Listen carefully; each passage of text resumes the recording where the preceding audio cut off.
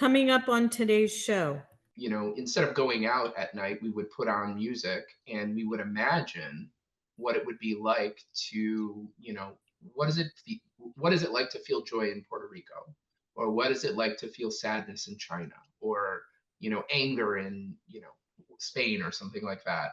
It seems to be like an order of operations thing where if you really have something that you can't not say, Mm. then you make art. Their band in a college band that I had called Moth Dust, which was great. It was really, really I love beautiful. It the was my name. first project. So good. And There's something so special about that state. yes, yes. I feel like everybody's seeking how they can just be who they are and be their nature. What I realized was I could take a snapshot and then take a completely different snapshot, right? And then progress to it. And that's changed my music a lot because now I make progressive folk, like folk that. Hi there, I'm April Paige, breaking down the what, when, where, and how creatives get their inspiration. I'm a big fan of the cursey words, and I've been a creative for 30 plus years in marketing and fine art. This is where creatives unite to break down the facts of creative life. Buckle up, let's get lost in the world of creativity together. Welcome everyone to Artist Antics with April, where we talk to creatives about creativity. And today I'm excited to sit down to talk to Ramah Malebranche. Am I saying that right? Yeah. Musician, songwriter, composer, producer from Haitian descent, originally from Chicago and currently resides in Raleigh, North Carolina. He began writing music in 2010, leading to the formation of his band Wooden Rings. And Wooden Rings has a delicate acoustic sound aiming to captivate intimate venues. And they have a they've been spotlighted by WBEZ NPR and in the Chicago Tribune. And in 2015, Wooden Rings developed into an electric format captured on vinyl called Heliocentric and was released just before the pandemic. So welcome, Rama. Hi, April. Thanks for having Thanks. me. Yeah, thanks for being with us today. So, my first question of many is I'd love to hear the backstory of where your love of music came from, what that spark was. I know what mine was in my, family and in my childhood. But I just want to hear from you, like, where did the beginnings of you being interested in music start? Sure. So I'm Haitian. I grew up in Haiti and moved to the United States when I was really young, and then went back and forth and lived there for a while. And I didn't really grow up with a lot of music in Chicago. My mom was kind of like a single mother and worked, and we didn't have a lot of extra money to like do music lessons or things like that. So I just really didn't grow up with that. When I went back to Haiti, though, there was a lot of like church music and just a ton of singing in the culture. So I got to experience a little more of that. But there was one stint living in Haiti in which, the political situation started to shift, and everybody was kind of sequestered to their homes because it wasn't really Mm. safe to go out on the street. So people were literally living in their walls, and all of their fun and social experiences and emotional growth would happen in these kind of sequestered,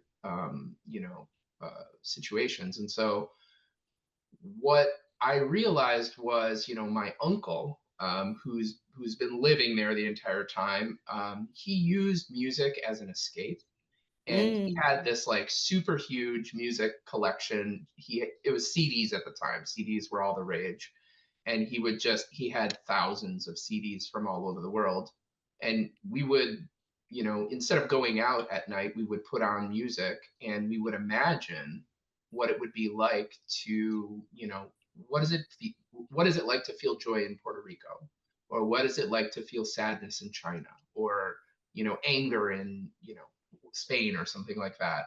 And we would Very go down interesting. these long music trips and kind of just drink rum and whiskey and talk. And it was a real bonding experience. It was one of the things that really opened the world up to me and opened people up to me and Mm. opened up these closed like types of people that otherwise I wouldn't have the opportunity to interact with. And so that was a really formative, had a formative impact on me. And then when I moved back to the States, I was like, I got to explore this music thing. By then I Yeah. was in high school. So I really didn't start playing or engaging or viewing myself as a musician at all until junior year of high school, which is so late for, so many people. Um, but immediately, like a friend of mine let me borrow a guitar, and I just immediately started writing music. And I learned like two songs and I learned a few chords, and then I just immediately started writing, and I just never stopped. Oh, So that's beautiful. What a beautiful story. And I mean, it just uh it's kind of the thing that I've always thought it's born out of necessity. yeah, Creativity usually comes from us trying to escape from something else. And, right. I know that's where mine came from. So I can totally relate with that. And then you bonded with, your family, and then that, gave you that feeling, well, I want to recreate that. So that's beautiful. So um, when you started guitar, what other instruments did you cultivate after that? Yeah, so I always sang, and guitar, I guess, kind of came, as a means of trying to accompany myself and, structure my vocal ideas. I met an influential like musician friend, Eric Lopez. We don't even talk anymore, but he was just a fantastic, incredible musician when I was young, and he was years ahead of me in playing guitar, and I just kind of cleaved to that. We played nylon string guitar, which was rare.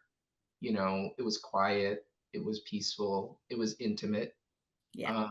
and you just don't really see like a Mexican kid and a Haitian kid sitting in a courtyard playing acoustic guitar, playing nylon string guitar, and Hmm. playing their original music. Like it's just really rare to see in high school, right? And so Yeah. that's kind of who we kind of were for a little bit. Yeah, I That's kind of love. cool. Sounds like a Yeah, movie to me. yeah, it was kind of serendipitous in a way, but I think he had a really influential, you know, influence on me because he wasn't afraid to just write his own ideas instead of trying to, a lot of people like learn their favorite artist or learn a tradition of music prior to feeling comfortable enough to validate their own ideas. And we were the opposite. That's amazing. Yeah, so you just were trying your own creativity from the jump, which is Yeah. true because, in art school, they made us copy all the masters and do all the things and, all the And there's nothing so against that, right? Like, no, no, but there's that my point is that there's that that call inside of you that is like, "I wanna make this my own, I wanna make it, for me." yeah. And I think to your point, it's like you have to then figure out, which is a hard thing for me because I have a lot of avenues that I go down. Um, what do you want to say? That's Mhm. the crux of it all for me is what am I trying to say? And it's a real question that I have a hard time answering, a lot of the time because I want it to be meaningful and I want it to be beautiful, but I also, what message am I sending with it? Is it something of relationship or landscape or, just a mash of, abstract things that make me think of each other or whatever. So, Yeah, it seems to be like an order of operations thing where if you really have something that you can't not say, mm, then you make art, and I feel like some of the best art I've made is, I just can't keep my mouth shut about this thing, or I can't, mhm. But it wasn't like that early. Early, I think it was, I don't know who I am. So let me make something and look at it. And maybe based on what I made, I will know, it will be a reflection of who I Yes. am, or at least a snapshot of the moment. And that that made me build vocabulary in my medium so that I could reflect myself and try and make the better and better self portrait.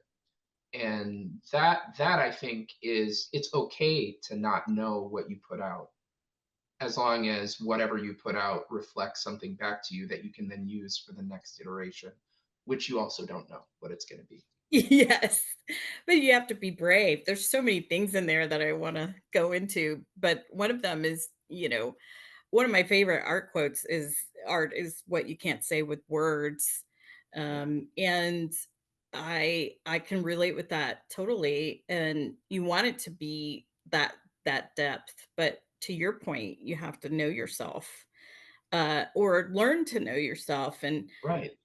some of my earlier stuff, I'm just like, ugh, because it's not me anymore, and Right. I'm trying to come up with a new style right now because everything is flat to me now and I'm growing with it. So I need to come up with something new and I'm mashing these two artists together and like trying to push myself in the middle of that and see what happens.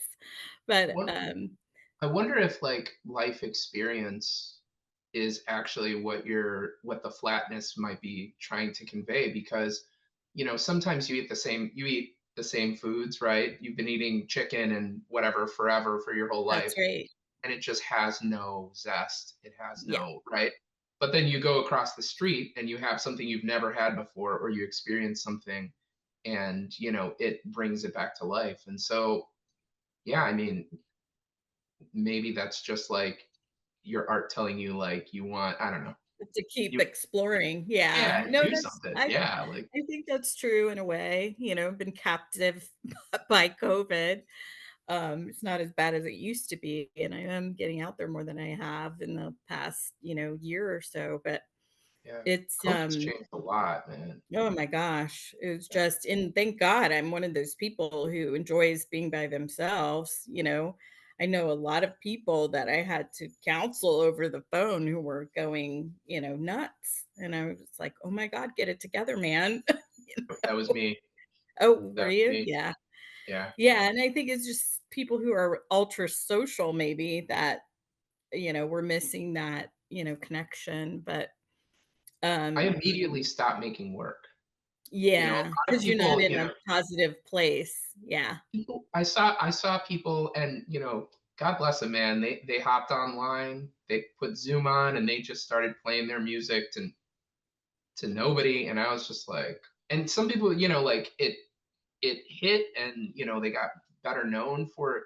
I just get nothing out of playing into a flat void, Yeah, no, it's playing into a corporate portal, basically, yeah, is what it is. yeah, I get nothing out of it. So it's just, yeah, no, you have to have some feedback for yeah. sure, especially in music, you know, um, yeah. So, question for you, like, how did you put your band together? What was the impetus of each person, or you don't have to go individually if you don't want to, Totally. however you wanna talk to it, yeah. Yeah. So every record I made was kind of like a different band, if you kind of think about it. But when I started playing music back in like 2010, 2012, in that 2 year span, I started playing open mics, which is where a lot of people end up playing. And I was in Chicago. The open mic scene in Chicago is great because it's a place where people actually try out new things. you know, they're not just playing the hits and trying to play them well. They're actually hungry to try to hear something new. Yeah. Um, and so, as I was playing, I started to meet people through that. And I met some musicians that way. And I asked them, you heard the music, like, do you want to play cello on this? Or do you want to play, um, some of the musicians I played with prior, in another band, in a college band that I had called Moth Dust, which was great. It was really, really I love beautiful. It the was my name. first project, so good. Um, and yeah, so I had a bass player that is incredible, Brett Bakshis, who I ported over from that. Um, and then there were people from college who I hadn't met at in college, but I met in Chicago. My guy Justin. So that was the first iteration, and that's where I made this record. And Very so this has like 9 songs on it. It was recorded in a closet um, by a really generous guy who had some mics and really old version of Pro Tools. good. And at that time, we were playing intimate music like nylon string guitar, clarinet, glockenspiel, electric bass, no drums, 3-part vocal, and it was all like heartbreak music. It was all like, you know what I mean? Yeah. Divorced dad music. It's so good. Yeah, just like, Yeah. shows you play where like someone in the audience just breaks down crying and then you have to talk about it afterwards. We Yeah. love that shit, because it's like honest. Yeah. So yeah, that was the formation of that group, and I think it did really well. I think what worked well about it was we played in a semicircle, like a chamber group, where we got to look at each other, and we would play the small rooms, all Mm, of the small rooms in Chicago, an endless amount of just tiny corners. We could put our instruments on our backs. It was just the easiest, lightest thing. But right. then in those small rooms, we would play the darkest, most intimate music, and so we really drew people in, Mm, and I love that. But I think over time, I couldn't keep playing that intensity of music because I had to sing it. I wrote it, and it was just kind of keeping me in that emotional place for stuff. longer Yeah. than I needed to be. Yep. Yep. So we tried to make a little bit lighter of a record, and we made this EP, Twisted and Tangled. Same group of people, and um, that we did in a studio, like a really nice studio in Chicago called Electrical Audio. That Steve Albini's for all the rockers out there. Um, and that was an amazing place because they have all the equipment, they know what they're doing. We recorded to tape, like it was just, It's like awesome. a good tennis match when you have a good, partner or a good, opponent, whatever, the game is much better. Yeah. No, I Yeah, get and that. our recordings are awesome because we do them all in one day. We maybe did Mhm. like one day of recording at Electrical Audio. We recorded like 4 songs. Wow. So yeah, we come really prepared. There's not really a lot to talk about. We just sit down and do the work and try to be in a relaxed emotional place. Yeah. Yeah, Um, very good. So, yeah. I've heard from songwriters that, some are writing about what they're going through. Some are, they're in the happiest place of their life and like this saddest song comes out and they don't know where it comes from. Like they're grabbing it from the ethers.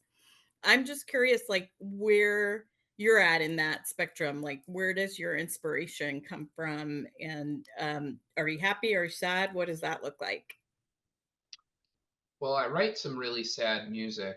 Um, and I think I was really sad when I wrote it. So, I Yeah. think there's a congruency there.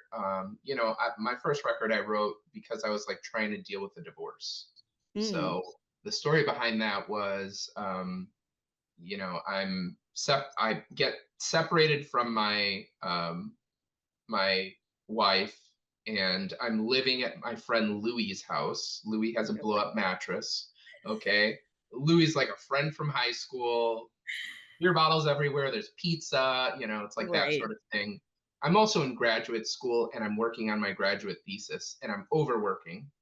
Oh boy. And I like crash my car on I-94 into the back, right? So, I mean, like everything's just happening all at once. And and then I graduate with an MFA, and I do really well. But you go into the job market, there's nothing. So I started painting houses. Mm. So as I'm painting houses, I realize I can turn off the radio and I can just come up with songs in my head, and I'm just Mm. obsessed with the situation that I'm in. So then I would write these songs quietly while painting, and then I would go home and I would wash off the dust, and then I would sit in my porch because I didn't want to see anybody. Right, I would sit on my porch and I would put the songs to music, and then 2 months later, I had a record. Wow. So it's That's like that is like it exports itself from just needing to process these things. Music's a kidney. Yeah, yeah, you have to work it like a muscle, Yeah. and, I think it's so interesting that a lot of times the best stuff that we do comes out of what I call the mud or the muck, Yeah. and, it's just a way to channel all these feelings that you have and put it somewhere so that you Yeah. can get it out, and, I did the same thing during my divorce, just side note. Yeah. But, I stopped painting for a long time, like, I quit, doing it while I was working on my marketing career, and then when I got my divorce is when I started again, and or, shortly before that, right when I was going through all the pain and And what kind of misery. stuff did you make? It was all kinds of stuff actually. I was doing I don't know if you know Diego Rivera, but Oh he yeah. had, this Mexican woman with baskets of irises on her back. It's very famous. Yes. So my mom wanted that, and so I made a giant version of it and put my spin on it, and it was just a way for me to like dive in and get out of my head, and do something for someone else. I think for all those listening to us, what if you don't have a creative outlet? I think the best way to like stop feeling bad is to be in service of others, and that helps too. In Right. any way, it could be your friends or your family, or it doesn't have to be an organization either, but there's plenty of them out there that you can choose from. But yeah, That I was painting that, and I was I was experimenting on what I wanted to do, and then I started doing abstracts, and I have a whole I call it my, box of toys. I have, like, dog toys and computer stuff and kitchen utensils, and I just roll it on the canvas to make those marks that I don't have control over, and that I Mhm. have to either do something with or let them be, and so I got really into that, and I started to do some multimedia stuff where I was actually gluing stuff on, and, just got kinda crazy and let myself go in that, and, Yeah. just let it happen. And sometimes they were good and sometimes they weren't. So, Right. sometimes I'm like, no," you know? But you gotta try, and that's the thing. You gotta be brave enough to fall down and keep falling down until you hit on something, Yeah. and that's kinda what I'm trying to do with my new style right now, but still experimenting. But yeah, I and then I grew from there, and I started to go down all these avenues. So I did Asian series and abstracts and angels, and then I painted guitars for a guitar company and like some Wow. other things. Then I started painting these blues artists because they were I painted with another artist. I try to paint with a couple of artists in person every year, of people that I like their work. Mm. And we paint next to each other to share our process, share our tips and tricks. And I always learn something, and they always learn something. Yeah. And the one that kind of motivated me for those blues paintings is he was a former tattoo artist and he became a fine artist. Wow. So we painted next to each other, and I picked just some picture, and I wanted to do it in that monochromatic style, the blue, the dark blue, There's a little bit of black, not much, and white. And um, it just took off. Like every time I painted those, they would sell like that. Wow. And so he helped me get to there because I Yeah. would never have tried that if it weren't for him. And So it sounded like the restriction of like that's right.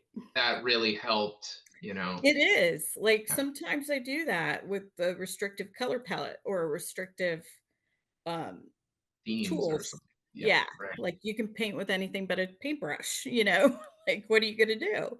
Yeah. And actually one of the my favorite artists in Brooklyn, actually, she paints with her fingers.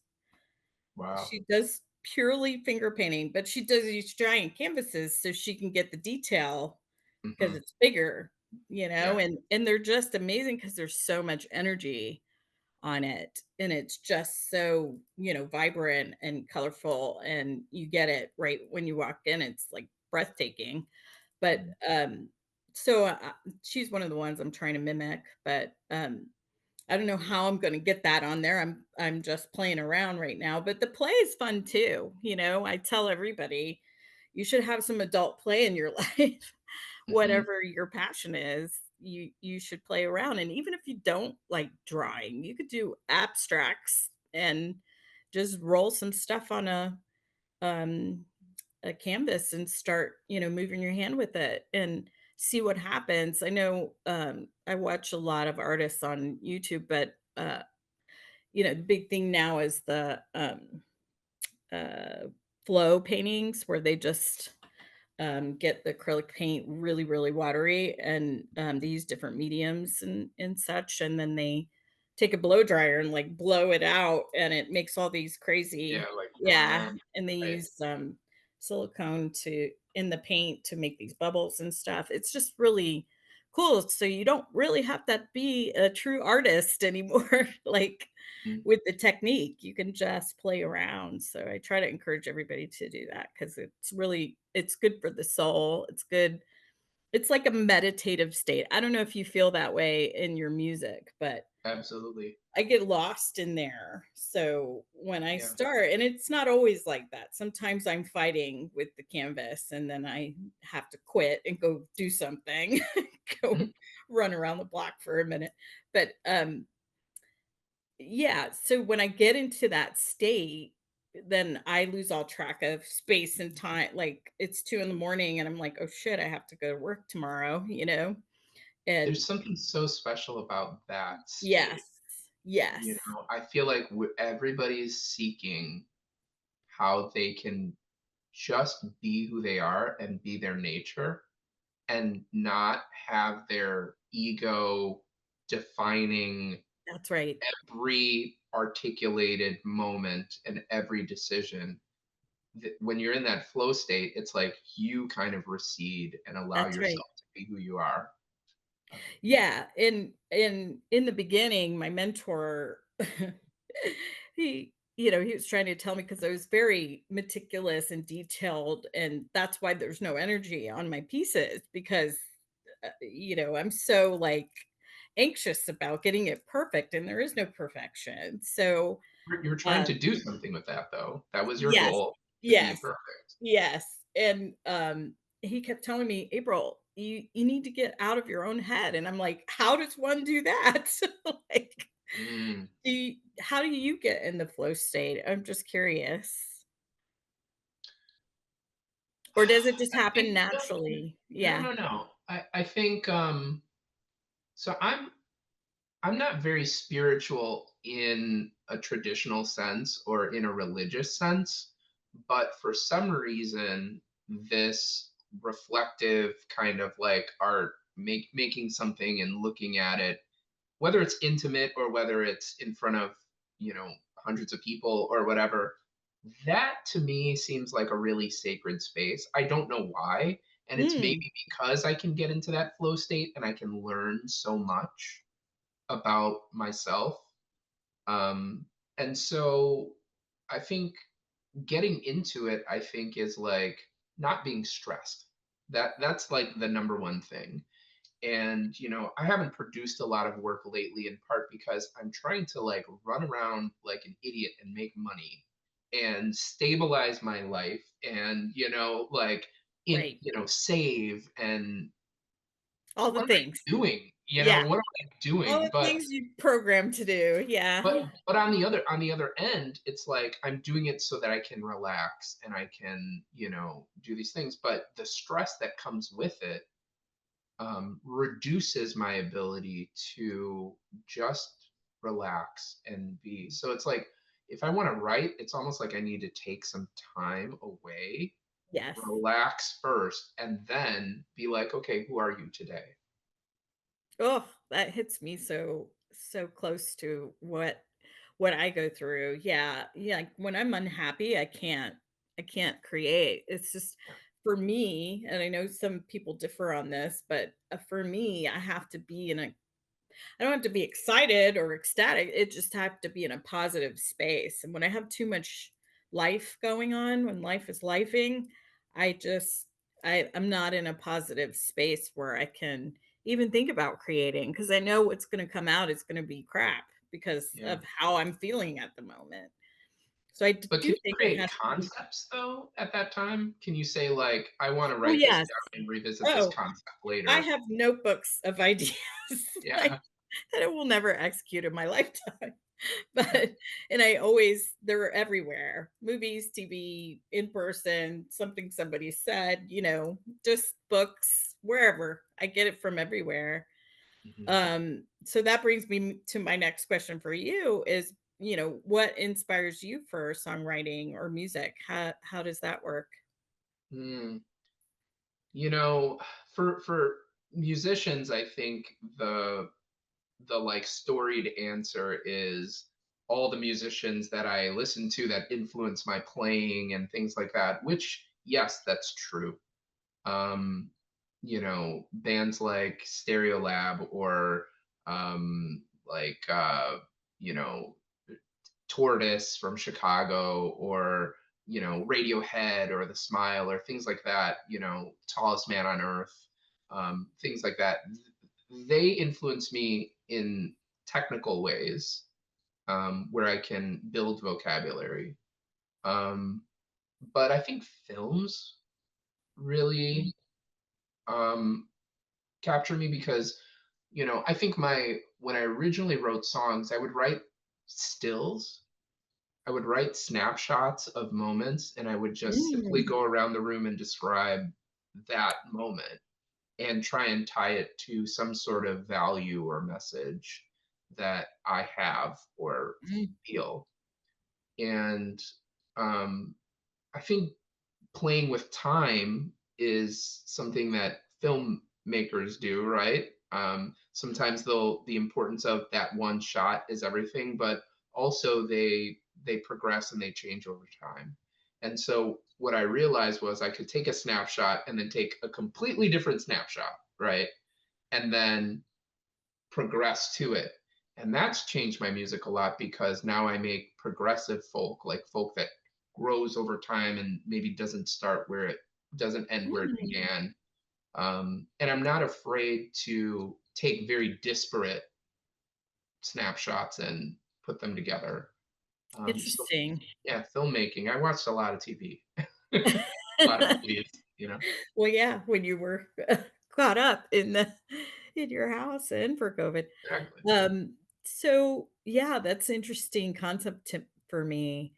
Um, yeah, because I think you have to be really vulnerable when you're creating, and that's hard for people. Like, you have something to say or something you're overlaying or trying to bring together, like what you're saying. Yeah. Um, and then you're showing it to the world, for quote unquote judgment, right? So I had to get over that over time, and now I don't ask anybody for their opinion anymore. But How did you get over it? because I went from the extreme of asking everyone what they thought and getting 10 different answers, and none of them were the same, and none of them were going to be what I had envisioned, and I'm just like, "How the heck?" Because everybody's coming from a different perspective. It's like watching you know, a car crash from 10 different angles. You're gonna get a different story from 10 different people, and I realized that I was trying to get validation from these people and that that is not what, you know, an artist who has a strong vision or a strong voice, to convey something to the world, uh, should not, have a care for what's going on. Right. I mean, there are some people that I might still, get their opinion only because I think highly of Right. um, their And then it's artistic just an opinion, you experience. know? Yeah, and I've had that and gotten critiques that I took in and tried not to be offended. Um, but took it in and thought about it for a while and said, "Yeah, I think part of that there's some truth to that." I Yeah. don't fully agree, but I think there's a grain of truth there. So, let me explore that a little bit. And Mhm. then it gets me thinking about other things, and, honestly, that's why I'm starting to not like my current style because 'cause I'm like, "Okay, it's time for me to branch out to, you know, become a new butterfly, so to speak, and a different form." Right. And, I still don't know what that's gonna be yet. I'm just following it, but, yeah. So, yeah, I think, it's a myriad of everything. So it's our influences, it's our life experience, it's our, creative personal creativity and our style, merging all those influences and with our style. And I think, that's what makes an artist. But I think the most important part is the voice. Like, what are you trying to say? And it can change over time. I don't know if you agree with that, but It yeah, I don't does. know if you plan on having any happy music soon. Yeah, no, and I have some happy songs now, Okay. but and some sexy songs too, which is kind of Yeah. strange. But I I'm caught up by the description of critique that you mentioned. Mhm. And I want to go back to it Sure. because it's strange that so much of the world has evolved and so many art forms have changed, but critique for artists hasn't really changed. It's always just been a conversation between someone you trust, or and someone who's asking and seeking. And the level of critique, like an artist critique, is one thing that's completely separate from an audience critique, right? Yes. Because they are going to form their own opinions. Yes, there Oh, there is something you can take from it. Everybody's have something different, right? There is something you can take from it, but in the end, you don't want that to influence the next thing you make, right? yeah, Um, Otherwise, you're kind of trading in your authenticity and that's right. your agency That's right. for like a pass to play in a specific arena, right? That's right. And there's only so much you can do for that. But so that critique is separate, but that artist critique, that hasn't changed, and I don't know if it's really been explored that much. Like, I Mm. don't really see, like, are the great bands in the world sitting in a room somewhere with other great bands and just talking about what they do, or does that make their skin crawl, you know? Yeah. Well, I know that a lot of musical artists now are doing duets and mashups with other bands that I think is interesting, but I wish, I hope that's happening behind the scenes. It's all about the openness too, because I've approached a couple of artists to collaborate to paint, Hmm. and they're like, "No way, I'm not sharing my process with you." And I feel completely the opposite of that because you and I painted next to each other and you were a fine artist and we were going from the same picture reference, it would It'd be never totally ever different. be the same, Yeah. ever, even if I Right. share all of my process with you. So, Mhm. I just don't feel that way, and I feel like there's lane for everybody. Like, everybody has something to convey in this world, and I firmly believe that, whether they know it or not. They have a perspective that's important that needs to be told, Yeah. whether it's a writer or song or a painting, whatever it is, film. I just, I think that you have to listen to that authenticity to your point. Like, for me, I got into these, abstract swirls, and I started them just from playing around in real thick, thick paint, and so you could see the, thickness of the paint on the piece and all the stuff on it, and, I got known for those. I painted a lot of them, and then finally I was like, "No more, I'm not doing another swirl. I can't." Like, I can't be true to myself and authentic to myself and keep doing this. My friends thought I was crazy.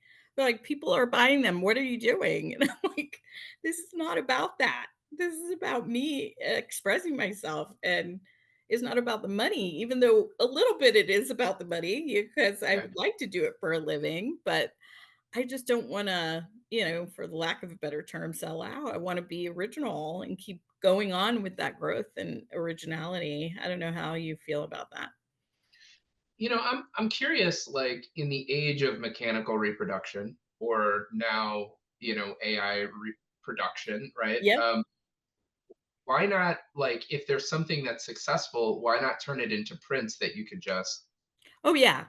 Oh, I you do that. know, and then yeah, I and do then yeah, that. because then you're not wasting it and you're giving Yeah, people what they want, in a that's right. sense, Yeah. and giving it at a different price point. So yeah, I think, like, if that keeps happening and you can just keep a production of that, yeah, let it go because it's not serving you. Yeah, and I'm not opposed to that. It's Yeah. just and I try to do them in what I call series, and my mentor is just opposed to me going down all these avenues, and I just don't agree with him because he's like, April, you have to get known for something and then do Right. whatever you want. And I said, Right. but why? It's not like that anymore. And, I think it's a little old school thinking, in my mind, because I don't want just vanilla ice cream for 5 years. I want, chocolate and strawberry, pistachio. I wanna do it all, and it's Yeah. all a part of me. Like, my Asian series is a reason, my, um, landscapes, my angels, the, blues paintings. It's all a part of me. And I find it hilarious when I'm at art shows and I have some of those blues musician paintings with me and they want to talk to the artist. And I go over to talk to them and they're like, "You painted that." And I was like, "Uh huh." Like, what? They're like, "You painted that." And I was like, "Yep, sure did. Still the Uh-huh. same answer." Like, Yep. I don't have to be an old black man to paint a blues Right. painting, Right. I'm like, what's the problem here?" And it became a thing that I was like, "What is going on? I don't understand. Like, why can't I do whatever I want?" It just I think that reaction is fine. I think that that only helps you, Yeah, I actually. guess that's true. Yeah. And in my experience, I play music that a lot of people don't ascribe to black men, and to immigrants, and English is my third language, right? So a lot of people are like, what, why'd you make that? And it's like, well, why didn't I make it? It's black music. Like, I made it because I made it. That's it. Yeah. Yeah. So they're just they're used to pigeonholing people, I guess. I don't know. But it's Yeah. interesting to me. So I decided to ignore my mentor and I'm still going down all my avenues. Well, your mentor is trying to get you known as a, like, a commercial voice, Right. and that seems like it's providing some dissonance for you because you want to grow. That's So you right. have different goals. Yeah, it's true. And, I understand why he wants me to have a commercial voice so I can stop working and just focus on art. It's like a catch 22, right? So, do I do that? And, I could still explore with my growth in other way, still go down some of those avenues whilst still, making money at what I is selling. Yeah, that's true. But yeah, I don't know. I do have a problem with it for sure. Yeah. Mm. But so I have a question for you. Do you take certain times to create? I ask this question of everyone. Do you set a time during the week, or is it just when it hits you? Or how are you structured with it? Like what do you do with your creative time and when you're creating? I think if I was a professional, I would set specific time aside and work it like a job. Um, Mhm. and over time, I'd probably make a lot of like mediocre stuff, and then there'd be like I'd probably produce a lot of really good work. I don't know if I've had the luxury to do that because Mm. I work more than 40 hours a week most weeks. And so in that way, I take it when I can get it and when I have the energy and I'm in the emotional place to do it. But what I've learned to do is not waste anything. Mm. I don't ever write a song that doesn't eventually get used in a very prominent way at some point. Interesting. That's I great. just don't waste, if I feel like I'm going down um, the wrong path or it doesn't speak to me, um, you know, I can easily like divert it, right? But I've just found to be very efficient in writing things that stay. Yeah. No, I keep all my boards that I practice on. And like, my living room, I have all my art around me, Yeah. on, stacked in every crevice. But it helps because when I look at them daily like that, especially when I'm coming close to finishing, helps Mhm. me when I sit around them for a while and I'm like, okay, this is still good after 3 weeks. So like, and then just sitting there doing other things, I'm like, "Oh, I need to change just that little piece," Mhm. or whatever it is, and then I feel comfortable about it being done because I've sat with it for a while, Yeah. and made sure that I think it's really good, you know? And then Yeah. I've had, I used to do custom pieces with, interior designers in Tampa and they pulled me in with their clients and they need a custom size canvas and custom colors that they were putting in the room whatever. Mhm. And yeah, it was really frustrating to me because I was doing all these things that I didn't want to do, like literally didn't want to do any of that. I didn't like the size of the canvas, the shape, the colors they were doing, the topic. I was just like, "Oh my god, what am I doing?" So I stopped doing all that custom work even though it was very lucrative. Yeah. I just said, "No, I can't do this anymore." Like it's just not it's becoming a job. And Yeah, I mean, if you can do the custom work and with the understanding that I'm going to create something for you and you'd like it to be in your living room, but if you don't like it for your living room and you put it in your bathroom, that's your choice, right? Like yeah. if you can get that contract, then that's great. And I've had that version of contract basically with dance companies. Mm, Dance companies are always looking for very creative, kind of out of the box music. Yes, some of it needs to have something that the body can respond to, so rhythm or tempo or contrast. But to be aware of that. But otherwise, they're very open. They listen to a lot of music, and they're looking for ways to move their bodies differently. yeah. No, that's great. Yeah, that's cool. So what's your process from inspiration to final cut. And, you can be as detailed as you want in that. Yeah. So maybe I wake up today and I'm like, I kind of gotta, I feel like this flow state could happen, Mhm. like, how you're about to have a seizure or something, and you're like, I need to sit down because I'm going to have a seizure. Like, it's like that, right? So Yeah. it's like, okay, I feel like I could write something today. So I clear my calendar or, cancel my plans or whatever. And then I'll usually sit down. I work really well on the guitar or on the keyboard, and I'll come up with chordal sets that I enjoy in that moment or that are expressive in some way. And the chords kind of build Flow. everything. So what I don't do is I don't count, and I don't let bar lines define anything. I don't write anything down on paper. I try not to limit anything, and just let the logic of what I'm building define the structure.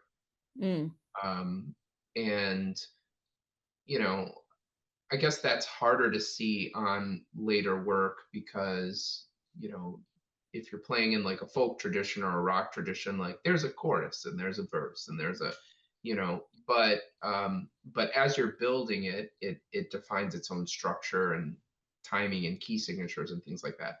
Then it's repetition, right? It's like, can I remember it? Can I physically grab it, right? And how much brain power is that going to take? And then as I'm repeating and repeating and repeating, then I'm searching for words that crystallize, you know, um, the emotion or that, and I start with very few words, right? Right. I used to write 7-minute songs with like, just a couplet or something like that. So, Yeah. I so I used to start with, hum. I used to hum and just hum the melody or something instead of yeah, words at all. Yeah. Mhm. yeah. And so then that develops, and I'm kind of turned off by like the rambling musician, like the Bob Dylans. Nothing against it. I really like the music in its own context, but I just think he says too much. you know, Yeah. is too much, there's like it's a whole book. And Right. so, being able to say more with less, like that poetry versus prose approach, has been helpful, to not go overboard with the lyrics.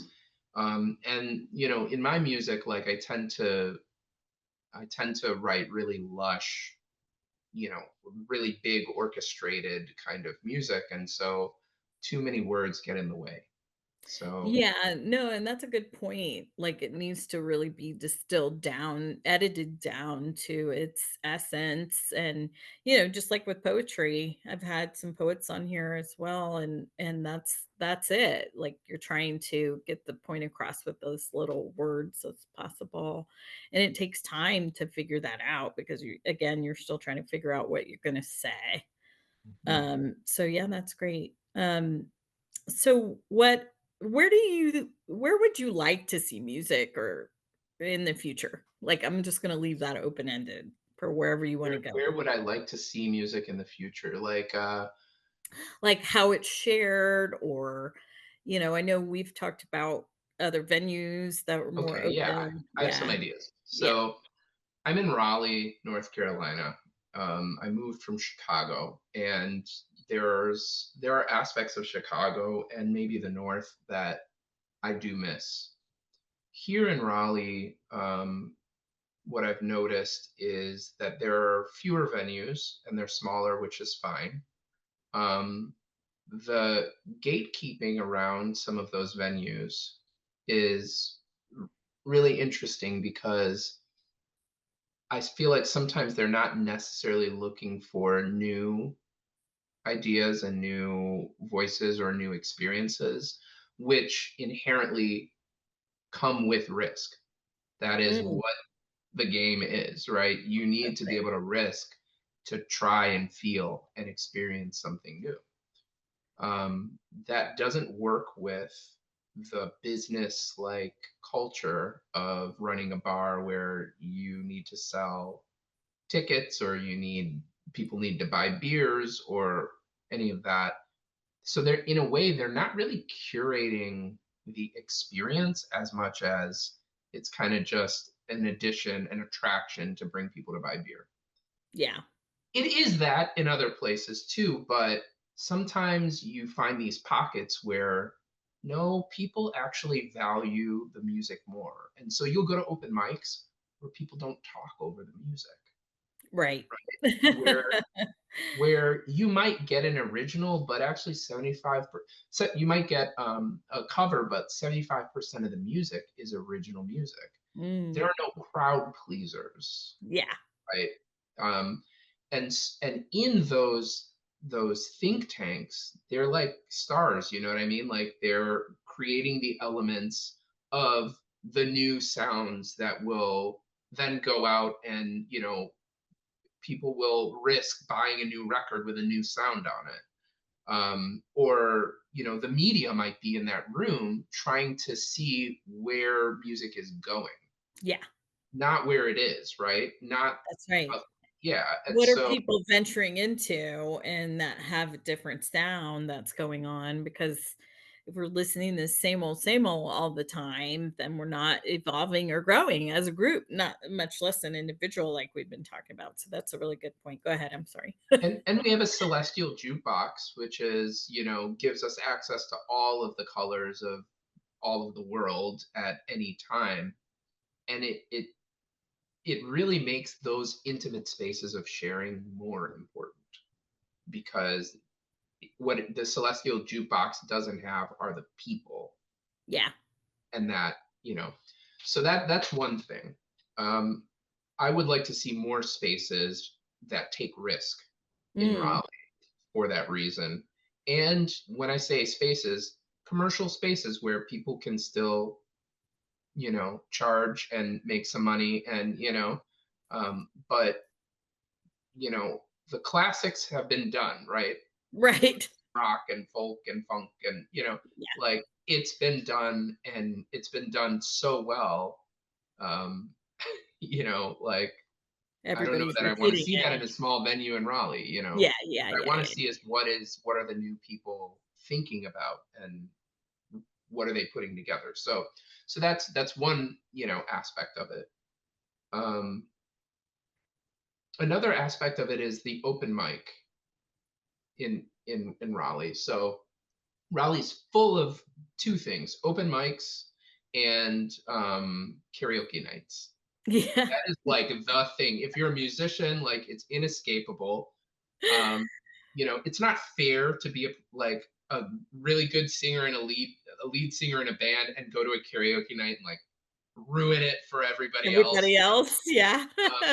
So that's one thing. But the open mic nights, um, they're in the community that I came from. You would play an open mic to try something out, but then you would connect with a group from that open mic, or there would be a next level that you'd be able to go to from that open mic. I don't really see that here, right? Yeah. I feel like you kind of just play the open mic and then you go home, because Yeah. there's no other. So the question is, what is that next layer that you know, and how can media companies and filmmakers and bloggers and people writing columns in the paper, and like how does that media infrastructure then support and pull the best that's coming out of these open mics and bring them into their arena, Yeah. right? That layer needs to be exploited here. It could be very Yeah. special. It's like an interim from being, well known and open mic. There's a middle ground there to Yeah. explore. Yeah, for sure. Um, So well, those very are my two ideas. yeah, no, very good, very good. Well, I am 1 minute over my time. Thank you Oh, so much. And for everybody listening, we'll provide Rama's information in the description with all the links and all the things. So you'll be able to either reach out to him or listen to what he's doing right now. So thank you, thank you. April. Thank you for having me. If you haven't already, please like and subscribe. Feel free to nominate yourself or someone you know as our next guest. Thank you for being a part of our creative community. Stay inspired and keep shining bright.